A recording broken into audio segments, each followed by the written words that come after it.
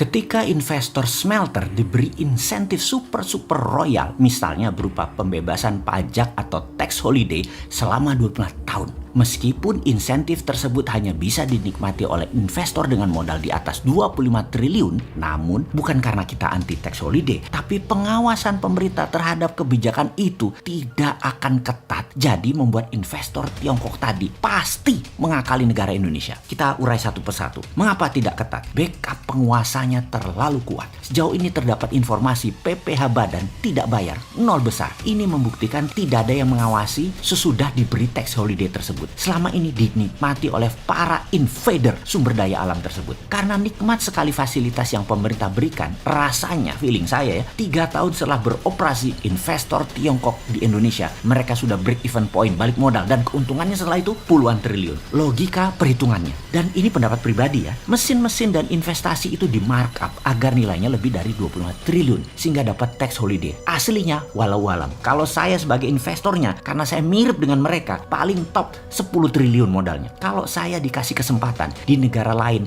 yang kasih tax holiday, Vietnam gitu misalnya kasih saya akan bangun pabrik nilainya 25 triliun. Ambil sumber daya alam Vietnam dalam 5 tahun habis sampai nol kalau perlu. Dan sudah balik modal dalam 5 tahun. Mau ganti pemimpin nantinya, mau kebijakan nantinya diubah oleh penguasa baru, kita udah tiong-tiong dapat cuan. Paling top nilai asli investasi kembali lagi 10 triliun. Apakah pengusaha Tiongkok nggak seperti itu? Jujur, tindakan penguasa Tiongkok di Indonesia itu tindakan nasionalisme bagi bangsanya dan negaranya. Namun bagi orang seperti saya, melihat perilaku pejabat dan penguasa Tiongkok itu sebagai invader sumber daya alam Indonesia. Ini pendapat saya, logika saya yang goblok. Anda sahabat jangan ikut-ikutan saya. Anda harus punya analisa sendiri. Logika lain lagi, kalau kita pengusaha Tiongkok dengan aturan yang tidak boleh ekspor or mentah nikel, maka kita jadi raja pengendali harga nikel. Itulah mengapa smelter gede-gedean dibangun di Indonesia. Karena harga biji nikel yang jauh lebih murah, mereka mendekatkan pabriknya, dalam istilahnya membuat pabrik adalah mine mouth, di mulut tambang agar tidak ada biaya angkut atas barang yang tidak dipakai atau impurities. Lalu fakta lapangan lain lagi adalah pekerja yang didatangkan dari luar negeri tersebut tidaklah menggunakan visa pekerja, melainkan berstatus turis. Wes stop lah pokoknya. Hal ini kembali menggerus penerimaan negara. Harusnya kan ada pajak pendapatan negara dari pekerja internasional tadi yang kita dapati. Tapi ya sudahlah. Dalam urusan tenaga kerja ini diklaim oleh pejabat pelindung bisnis Tiongkok tersebut dikatakan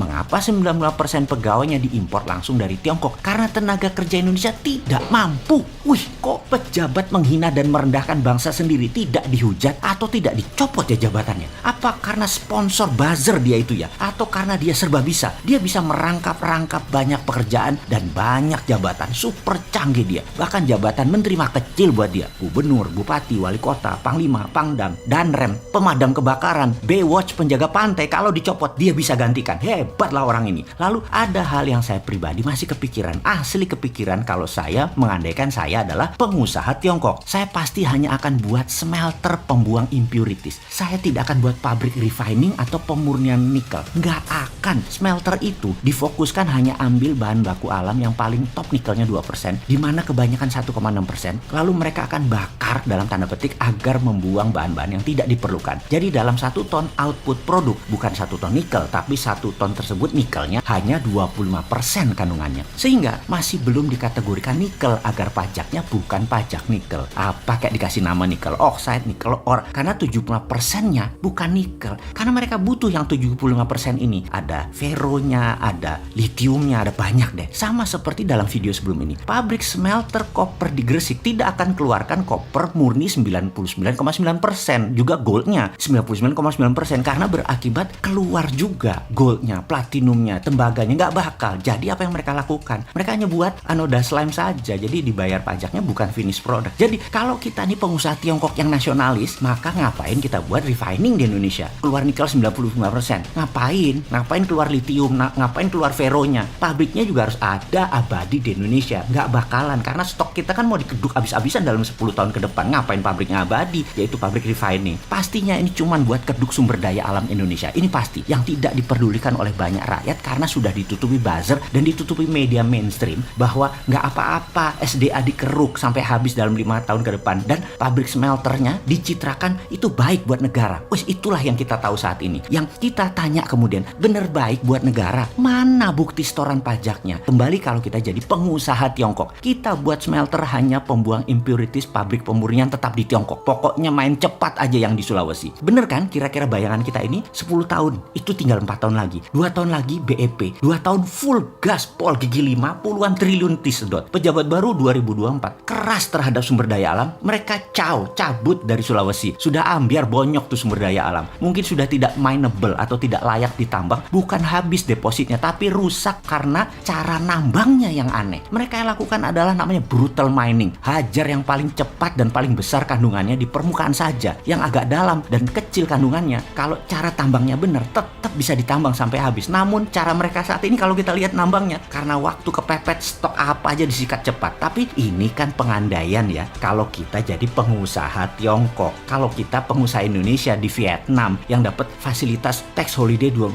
pasti kita akan markup. SDM juga bawa dari Indonesia. Kita hajar 10 tahun rata tanah tuh aset Vietnam. Finish produk tetap di tanah air Indonesia tercinta. Paham?